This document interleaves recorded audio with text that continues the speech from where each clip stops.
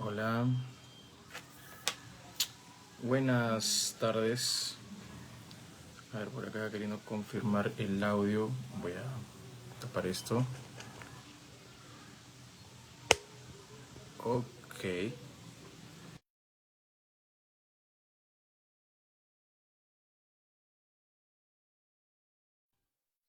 Probando audio. A ver.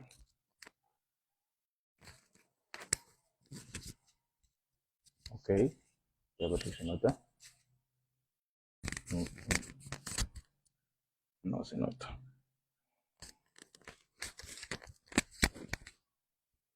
Ok.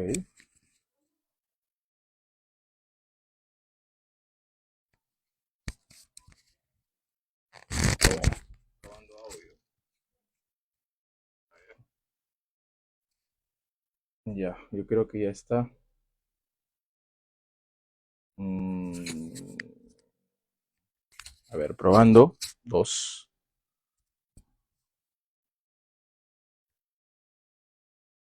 A ver, un momentito, por favor.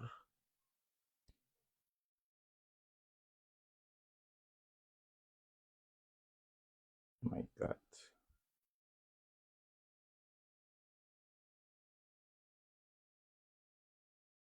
Está muy lento mi internet. No sé qué fue. Sí. Bueno, yo creo que está saliendo el audio, pero de todas maneras quiero confirmar. Vaya a ser que no. Y ahí sí.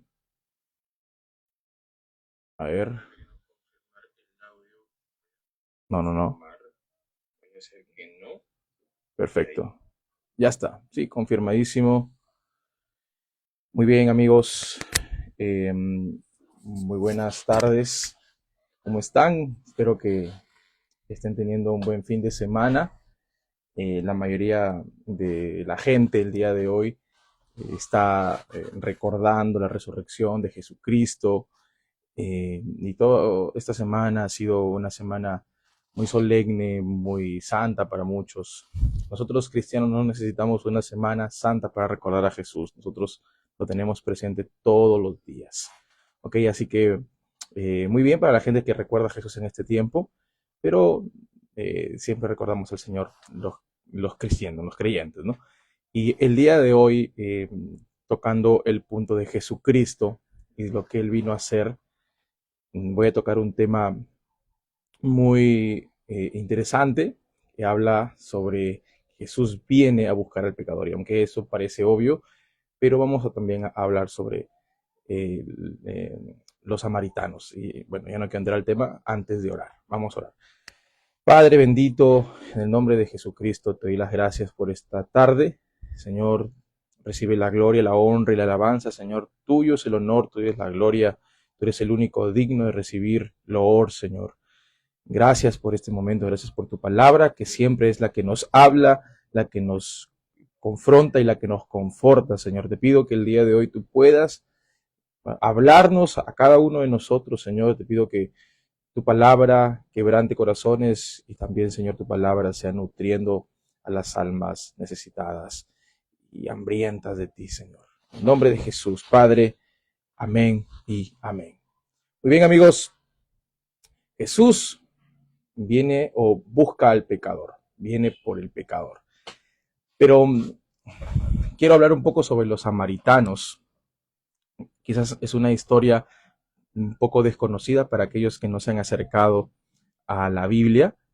En las parábolas de Jesús, especialmente cuando él habla la parábola del buen samaritano. Aunque incluso puedo decir de que cierto sector tiene la palabra buen samaritano como dirigiéndose a alguien que es buena persona, que piensa en los demás, que ayuda a los pobres. Quizás es una frase muy común, el buen samaritano. Pero vamos a profundizar un poquito lo que significa en realidad un samaritano. ¿Mm? Y el samaritano en la antigüedad partió desde la división del pueblo de Israel. Y miren qué importante es conocer esta división, este cisma que ocurrió en Israel. Si no conoces este cisma, yo te animo a estudiar Reyes, Crónicas. Allí vas a encontrar todo este hueco bíblico que tú puedes estar sintiendo cuando hablo de estos temas o cuando escuchas hablar de estos temas de la separación de de las 12 tribus de Israel, 10 para el norte, 2 para el sur. Léelo porque si tú conoces esta parte de la historia vas a comprender mucho de la Biblia, ¿ok? Incluso del tema de los samaritanos. Porque voy a hacer un recuento una vez más, como para entrar en contexto de quiénes son los samaritanos, ¿ok? Ocurre el tema de los samaritanos cuando hay una división en donde Israel toma 10 tribus en el norte y su capital fue Samaria. Eh, Dos tribus se van para el sur y la capital de esas tribus que se autodenominaron el pueblo de Judá, ¿verdad? Eh, fueron, o su capital fue Jerusalén. Los samaritanos, en este punto de hablar de cómo ellos llegaron a ser samaritanos, no solamente fue porque su capital fue Samaria, sino porque Samaria era un lugar en donde se permitió que los hombres judíos se casaran con mujeres extranjeras. En ese tiempo los judíos denominaban a los extranjeros como paganos, personas que no tenían la dicha de tener la ley de Dios. Entonces era una ley muy contundente no mezclarse con nadie que no fuera del pueblo de Israel. Pero los samaritanos o los de Samaria llegaron a tener ese apelativo de samaritanos como desobedientes a la ley de Dios. En cambio, los de Judá se mantuvieron puros en lo que respecta a guardar la ley, ¿no? Y tenían el famoso templo ubicado en Jerusalén, en donde los sacerdotes levitas servían.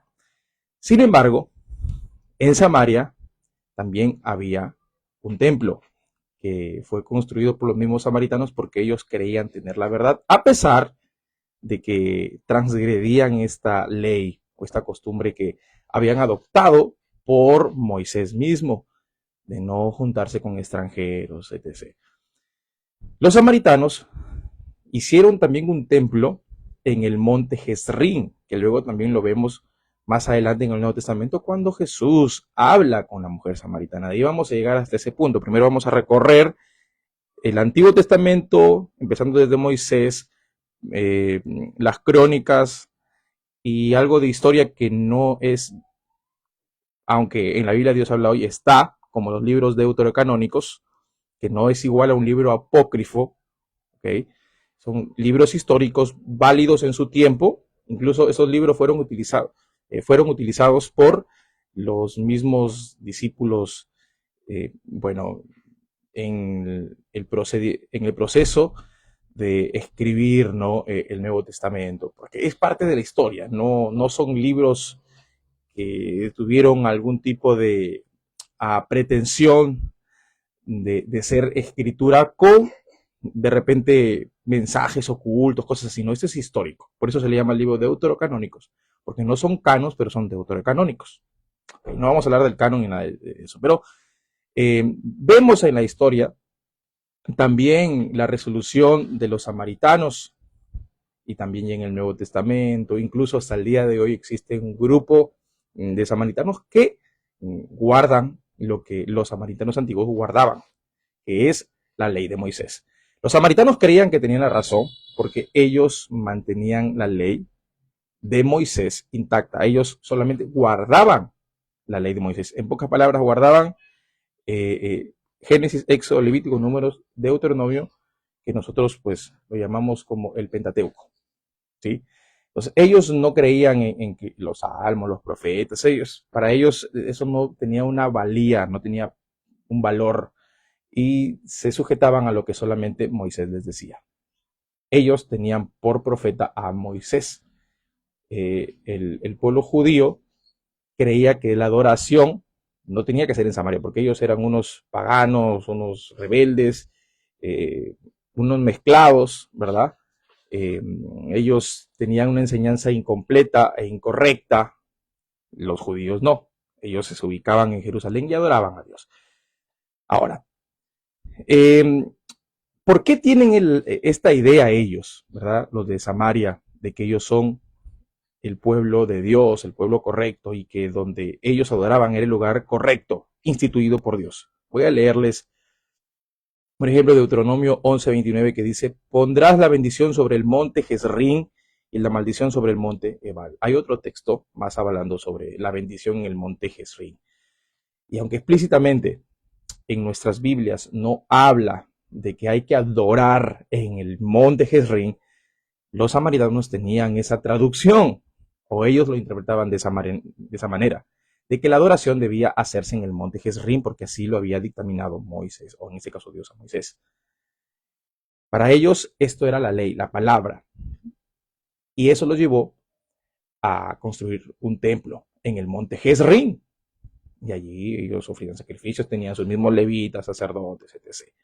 Hay una historia muy larga y muy extensa detrás de toda esta construcción, pero por el tiempo no lo vamos a hablar, no lo vamos a tocar.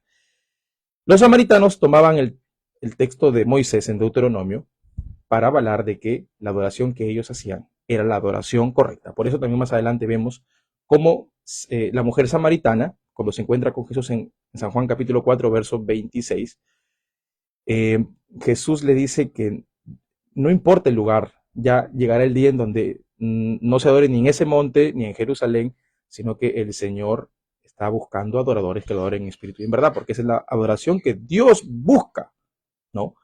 Y ella toca el tema del monte, ¿no? Nuestros padres adoraron en este monte, y ustedes dicen que se debe adorar en Jerusalén. Miren que esto no es de allí, no, viene con mucho tiempo de historia. Entonces, ellos empezaron sus altercados con el pueblo de Israel, separándose de lo que siempre se creyó, ¿verdad? De que había que adorar en Jerusalén. Para los samaritanos, Jerusalén no es el lugar escogido por Dios. ¿Sí? Y así lo pensaron en el cisma. El cisma. Cuando ellos hablo del pueblo de Judá, cuando ellos son expatriados y Babilonia los conquista, están en un momento muy duro, porque el lugar, el templo de adoración, ¿verdad? O el lugar de adoración que era el templo en Jerusalén, había sido destruido. No había otro lugar donde adorar. O sea, se quedaron sin lugar de adoración, no se podía adorar. Miren qué terrible. Cuando ellos llegaron una vez más por los persas, ¿no? Que fue un mandato que Dios le puso en el corazón del rey persa, si no me equivoco es el rey Darío. No lo narra explícitamente tampoco Esdras, pero algunos estudiosos dicen de que los samaritanos se ofrecieron a reconstruir el templo en Jerusalén, pero los de Jerusalén no quisieron que ellos metieran sus manos en la construcción. Y de allí también hubo una separación, o sea, no solamente fue desde el cisma, sino que ya se empeoró la cosa cuando ellos intentaron brindarle ayuda en la construcción y los judíos no quisieron. Así que hubo un pleito más grande, se extendió, ¿verdad? La historia pasa y especialmente en los libros de Flavio Josefo, en el libro de Flavio Josefo y otros historiadores, pero sobre todo en Flavio Josefo, se narra de que un hombre llamado Juan Hircano, este hombre Juan Hircano, fue un líder judío muy importante, incluso sumo sacerdote en el siglo II antes de Cristo. Y este líder judío, ya ha pasado mucho tiempo desde el regreso del pueblo de Israel a Jerusalén, este líder se levanta para destruir al pueblo samaritano. Y realmente destruye no solamente su pueblo, sino que destruye o intenta destruir directamente. Fue algo que se maquinó y se pensó. Esa era la intención. Destruir el templo que los samaritanos habían construido en Samaria, en el monte de Jezrín especialmente. Lo destruyeron. Más adelante, ya en el siglo, bueno, 1, pero en el año 26 antes de Cristo, es cuando los samaritanos le dan como una especie de toma que te doy, ¿verdad? Ellos golpearon el templo, el lugar de adoración de los judíos, pero no destruyéndolo, sino que colocaron huesos de muertos y profanaron así el templo de los judíos. Pues hacer cualquiera de estas cosas, estos actos en el templo de los judíos era una aberración. Y de allí el odio ya era, o se iba incrementando más. Esto ya no era una cuestión territorial, sino era una cuestión más que política, era una cuestión religiosa. ¿Dónde es el lugar correcto para adorar a Dios? Y allí es porque, y es allí donde se desenlaza todo, toda la historia que conocemos como el odio, ¿verdad?, de los judíos y los samaritanos. La misma mujer samaritana lo dice. Para aquellas personas que han estudiado la Biblia, de repente algunos que dicen, ¿quién es la mujer samaritana? Bueno, Juan capítulo 4, verso 20 en adelante, puedes leer la historia de la mujer samaritana, que de aquí vamos a ir por allí. Pero aquellos que ya conocen la historia de la mujer samaritana, esta conversación que tiene Jesús con la samaritana es muy reveladora. ¿Por qué? Porque la mujer samaritana sabía que no había amistad entre judíos y samaritanos, que había una discordia de siglos. Por eso que la mujer samaritana se sorprende cuando Jesús le viene a decir, dame agua, porque tengo sed. Dice, tú me hablas a mí, yo soy samaritano, tú judío, nosotros no lo podemos ver. Había una riña de muchos siglos. Siguiendo, ellos tenían algo en común y ellos esperaban a un líder que venga a revelarles algo que ellos no comprendían. Los judíos esperaban al Mesías. Los samaritanos esperaban también a un Mesías. Esa era una de las cosas en las cuales no diferían. ¿Ok? Entonces, los judíos esperaban un Mesías libertador, un político, un rey fuerte. Los samaritanos esperaban a ese Mesías, pero más que un rey, un libertador, esperaban a un profeta como Moisés que les enseñara la Biblia y que viniera, bueno, la Biblia no, ellos no tenían Biblia, el Pentateuco, o que les revelara en este caso todo lo que respecta al orden espiritual, porque ellos sabían de que el mundo estaba en completo caos porque no había orden espiritual. Incluso en su mismo pueblo había gente pecadora y que también se hacían prácticas aberrantes para los judíos, y que no solamente era para los judíos, sino que también habían prácticas por el mismo hecho de que se juntaron, se mezclaron con paganos. ¿No? Ese es el problema cuando alguien se mezcla con paganos, porque ya no solamente quieres adorar a Dios, ¿verdad?, sino que también quieres hacer lo que los paganos hacen, fiestas, bailes, un montón de cosas. Aunque lo estoy comparando con algo de nuestro contexto, en ese tiempo también existía algo parecido, ¿no? Habían personas que querían buscar a Dios, mientras que había personas que querían adorar a ídolos, que querían estar haciendo barbaridades, atrocidades. Bueno, ambos esperaban un Mesías, pero los samaritanos esperaban a alguien que los ilumine, que les explicara todas las cosas, como lo dice la mujer samaritana. Nosotros estamos esperando a alguien que nos explique todo. ¿Ah? Los judíos no, los judíos buscaban a alguien que los libertara del poder romano, de la opresión romana. Pero los samaritanos también creían lo mismo, buscaban a alguien que llegara como un profeta, como un libertador, como un rey. Ya luego metiéndonos al tema del Nuevo Testamento, hay una parábola que Jesús cuenta, una parábola que pone con los pelos de punta a los religiosos de aquel entonces. Ellos esperaban de repente otro tipo de mensaje, pero Jesús les daba un mensaje que iba en contra de lo que ellos suponían que era la religión, o en este caso el servicio a Dios. Jesús puso por encima de un religioso, de un levita, de un sacerdote, puso por encima a un samaritano, ¿verdad? La historia que contó Jesús fue de que encontraron a un hombre moribundo, pasaron gente, por último pasó un sacerdote, un levita, lo miró y dijo, no, como que está muerto, no sé, es inmundo posiblemente, yo no puedo tocar esto, ¿verdad? Y se fue. Pero pasó un samaritano, vio que estaba tirado este hombre con muchas heridas, lo curó, lo llevó hacia un lugar, pagó la posada y le dijo al dueño de la posada que lo cuidara y que si algo le faltara, que normal, que él venía luego y lo pagaba. Entonces, mira cómo colocó a los samaritanos por encima de la élite religiosa. Jesús, cuando contaba esta historia, sabía que habían personas religiosas y lo hizo de verdad para que ellos vieran de que Jesús vino a buscar a los pecadores. Pecadores. Ya te conté grandes rasgos lo que era un samaritano. Una mezcla de lo divino y lo profano. Una mezcla de obediencia y desobediencia. Un cisma.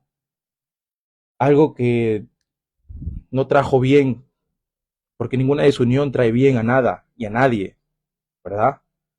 Entonces, Jesucristo no vino a atacar a los samaritanos como quizás los judíos lo hacían por muchos años, por muchos siglos. Jesús vino a romper los esquemas en la cabeza de las personas. Él no vino a juzgar al pecador, porque los samaritanos no tenían la verdad completa. Ellos interpretaban la Biblia a su manera.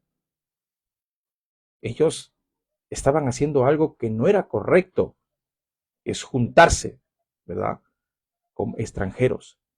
El Señor nos ha mandado a que si tú eres cristiano, a juntarnos con personas que no son de nuestra misma fe. Tú lo haces, estás desobedeciendo al mandato de Dios, como lo hicieron los samaritanos. Pero mira, aún así, si tú fueras esa persona como los samaritanos, Jesús viene por ti. Hay muchas personas que están sintiéndose juzgados, se sienten en riña con todos. ¿Por qué? Por el mismo hecho de la desobediencia. Hermanos, Jesús viene a buscar a los samaritanos. Jesús honró a un samaritano en la historia que contó, la parábola del buen samaritano. Los religiosos cogían los dientes, se enojaban cada vez que lo oían defender a los pecadores publicanos. ¿Por qué andas con ellos? ¿No? Que tenían más odio. Pero Jesús amaba a los pecadores y Él vino especialmente por ellos. Pero hay algo que me impacta mucho más que esta historia, que está muy buena, la parábola del buen samaritano. Pero es que Jesús no se revela como el Mesías a todos. Y vamos a empezar desde su mamá, ¿no? El ángel le dice a la mamá de Jesús, María, que él iba a ser el Hijo de Dios, el que iba a dar al pueblo, etc. Aún María, recibiendo la revelación directa de un ángel, ella en varias ocasiones duda, tiene esa meditación en donde si es cierto o no es cierto, la historia lo declara, de que ella posiblemente, al igual que sus hijos, hermanos de Jesús, dudaban del ministerio que vino a ejercer Jesús aquí en la tierra. Pero luego, a pesar de que María conocía de que Jesús vino con una misión de ser rey, pero no un rey político, sino el rey del reino que él vino a establecer, que es un reino divino, un reino celestial, como lo menciona la Escritura, el reino de los cielos. A pesar de eso, también se le reveló a Elizabeth, que fue su prima. Cuando María vino a visitar a Elizabeth, ella entendió de que quien estaba en el vientre de su prima María no era cualquier ser, era el Señor. Y allí ella también reconoce que Jesús es el Señor. Pero más adelante, Andrés, un discípulo de Juan el Bautista, el hermano de Pedro, dice Juan 1:41 que fue hacia su hermano y otras personas que están allí y dijo, vamos, hemos hallado al Mesías. En sus conclusiones sacaron eso, de que Jesús era el Mesías. Más adelante también Natanael, en Juan 1:49 dice, tú eres el Hijo de Dios, el Rey de Israel. Está hablando del Mesías, el Rey que nosotros estábamos esperando. ¿Ah? Pero ellos sacaban sus conclusiones con lo que Jesús hacía. Ellos se quedan impactados. Incluso el mismo Nicodemo, que era un estudioso de las Escrituras, pudo ver en que Jesús estaba cumpliendo lo que tantos años habían estudiado. También Pedro. Pedro, miren, 16, 17 dice que él me dijo, tú eres el Cristo, el Hijo del Dios viviente. Cristo es el Mesías.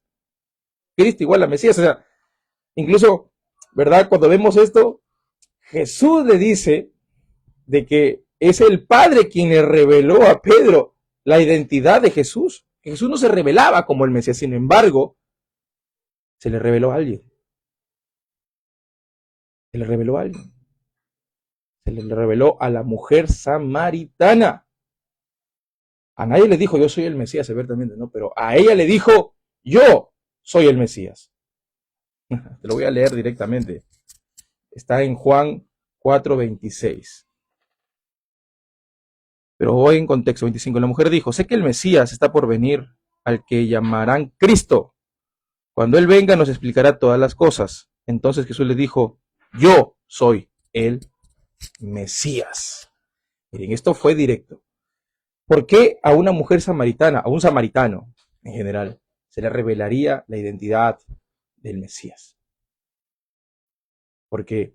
Porque el Señor no busca a gente santa, busca pecadores. Hermanos y personas que todavía no están tan familiarizadas con la fe cristiana. No hace falta de que tú seas la gran persona. Es que el Señor busca a las personas que no se consideran grandes personas. Él busca pecadores que se sienten que no son dignas.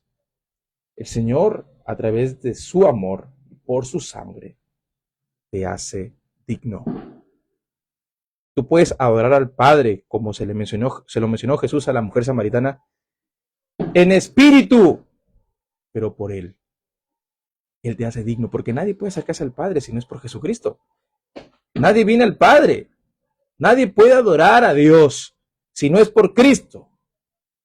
La mujer samaritana quedó estupefacta. Dijo, pero wow, realmente tú eres el Cristo, me has dicho todas las cosas que yo he hecho. Y fue la primera evangelista en Samaria.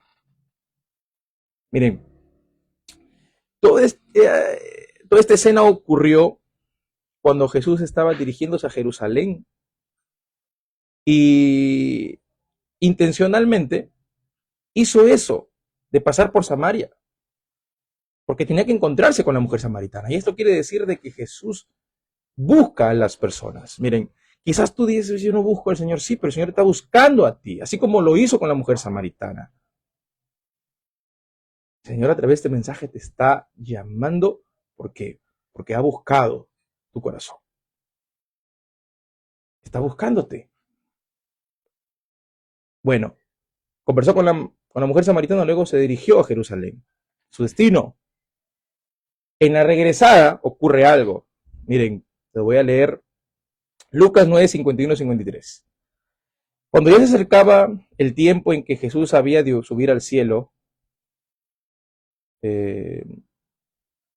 emprendió con valor su viaje a Jerusalén. Envió por delante mensajeros que fueron a una aldea de Samaria para conseguirle alojamiento, pero los samaritanos no quisieron recibirlo porque se daban cuenta de que se dirigía a Jerusalén. Miren, se dirigía, pero no permitieron de que ellos entraran a Jerusalén. No. Ustedes vayan por otro lado, pero por aquí no. Y de ahí viene la historia entre Santiago y Juan, que son llamados los hijos del trueno por el mismo hecho de que tenían un temperamento muy fuerte, ¿verdad? Ellos le dijeron a Jesús, mira Jesús, esto es que se cree, ¿no?